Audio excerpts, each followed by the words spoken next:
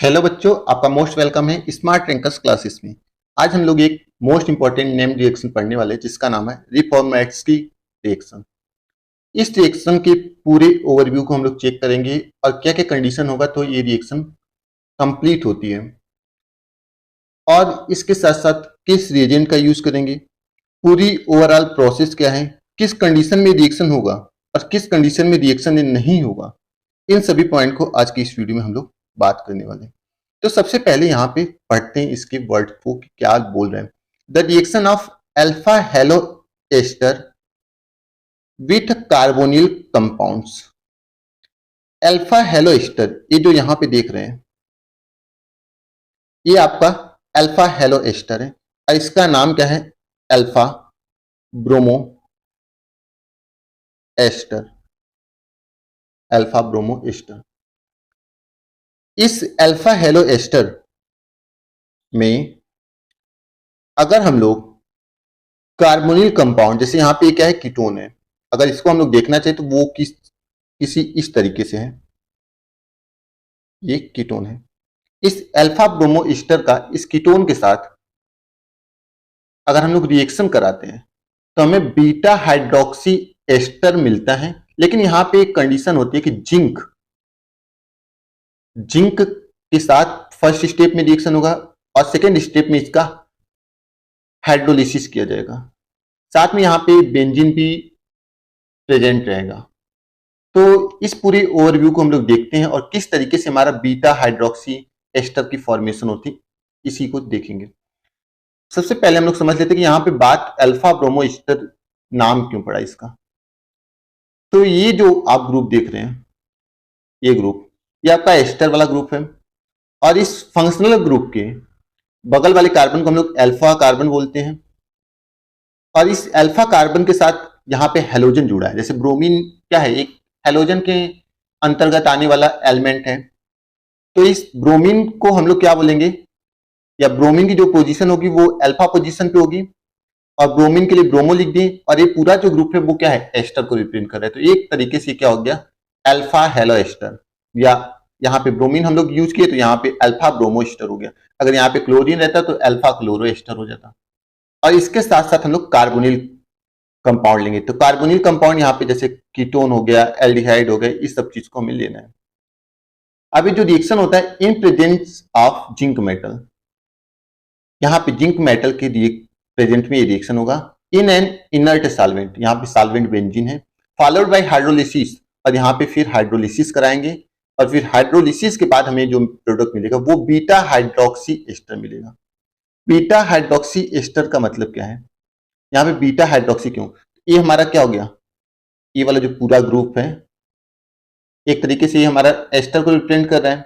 ये वाला हमारा कार्बन अल्फा हो गया और ये वाला कार्बन बीटा हो गया। तो बीटा और बीटा पे OH ग्रुप है तो इसलिए बीटा हाइड्रोक्सी, और ये पूरा चीज क्या रिप्रेजेंट कर रहा है, एस्टर, तो बीटा हाइड्रोक्सी एस्टर हो गया। तो इस तरीके से यदि हम लोग किसी भी कार्बोनिल कंपाउंड का अल्फा हेलो एस्टर के प्रेजेंट, किसी भी कार्बोनिल कंपाउंड का अल्फा ब्रोमो एस्टर के साथ जिंक के प्रेजेंट में हाइड्रोलिसिस कराते हैं तो बीटा हाइड्रोक्सी एस्टर का फॉर्मेशन होता है। इसी रिएक्शन को हम लोग रिफॉर्मेट्स के रिएक्शन कहते हैं, सिंपल वे। अब यहाँ पे हम लोग थोड़ा सा इसका मैकेनिज्म देखेंगे कि किस तरीके से रिफॉर्मेट्स की रिएक्शन कंप्लीट होती है। तो सबसे पहले हमारे पास अल्फा हेलो एस्टर है जिसमें हम लोग अल्फा ब्रोमो एस्टर को लिए हैं एग्जाम्पल के तौर पे, और इसका रिएक्शन हम लोग जिंक के साथ कराते हैं। तो जब जिंक के साथ इसको इंट्रोड्यूस कराएंगे तो जैसे आप लोग जानते हो कि जब आपके पास एल्किल हैलाइड रहता है, RX रहता है एल्किल हैलाइड, और इसका अगर हम लोग मैग्नीशियम के साथ ईथर के प्रेजेंस में रिएक्शन कराते हैं, डाई ईथर ईथर के प्रेजेंस में रिएक्शन कराते हैं तो हमें क्या मिलता है, RMgX मिलता है।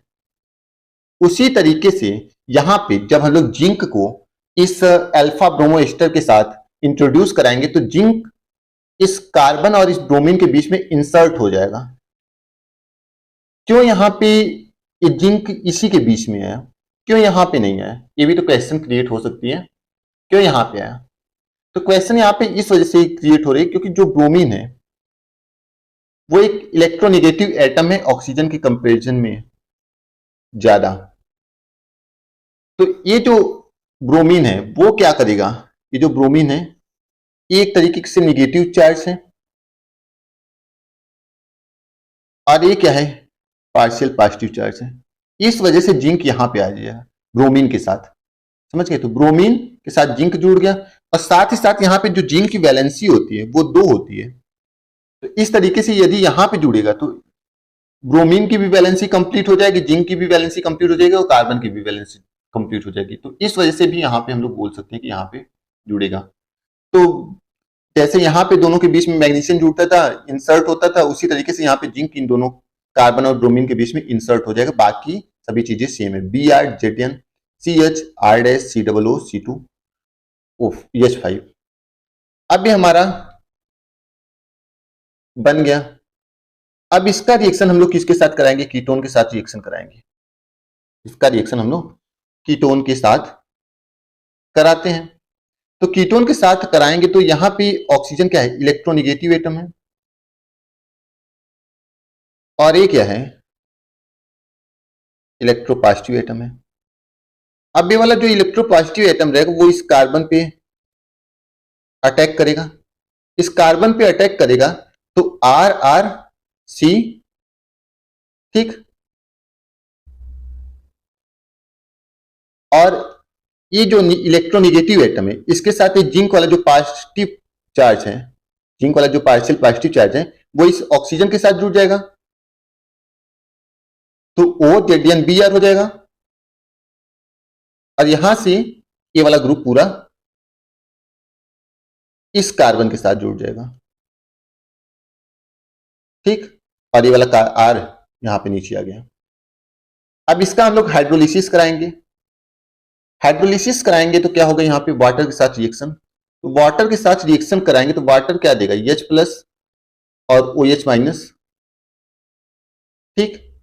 तो जो OH माइनस रहेगा वो इस जिंक के साथ रिएक्शन करके ZnOH Br बना लेगा, और हाइड्रोजन इस ऑक्सीजन के साथ आ जाएगा। तो यहां पे R R C C OH, ये हाइड्रोजन इसके साथ आ गया ऑक्सीजन के साथ, तो OH, और फिर CHR डैश COO C2H5, और यहां से फिर रिएक्शन में क्या निकल जाएगा, ZnOH Br।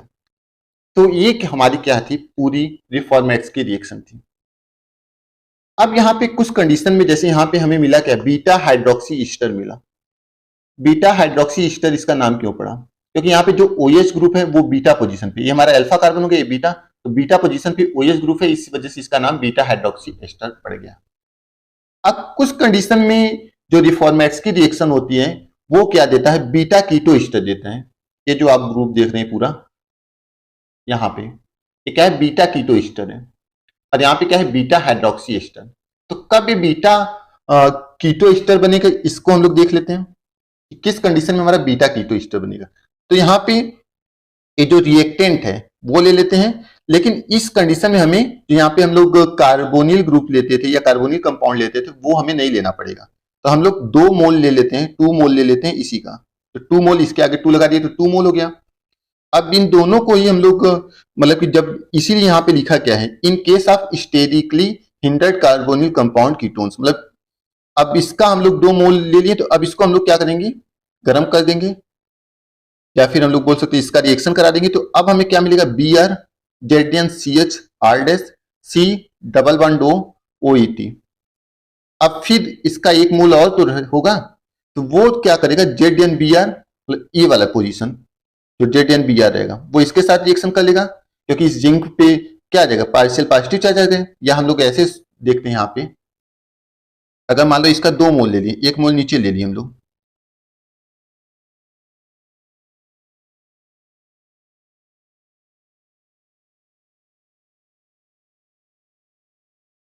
इस तरीके से। अब इस पे क्या आएगा, पार्शियल पॉजिटिव चार्ज,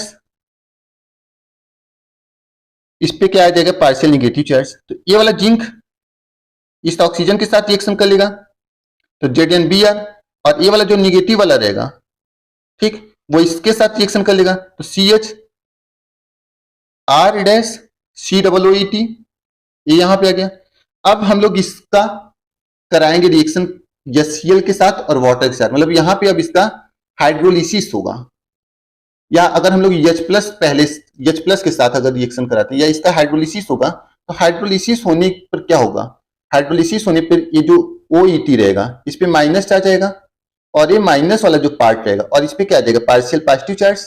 ये वाला जो निगेटिव वाला चार्ज रहेगा वो Cl में से H प्लस को ले लेगा और यहाँ पे ETOH बना लेगा, ETOH।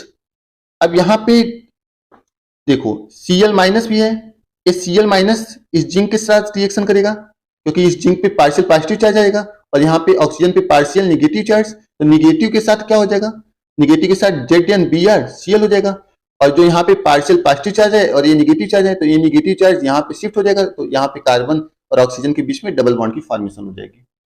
तो इस तरीके से पूरा मैकेनिज्म होगा। तो उम्मीद है रिफॉर्मेट्स की रिएक्शन आपको अच्छी तरीके से समझ में आई होगी। तो फिर हम लोग मिलेंगे नए वीडियो के साथ, तब तक के लिए धन्यवाद।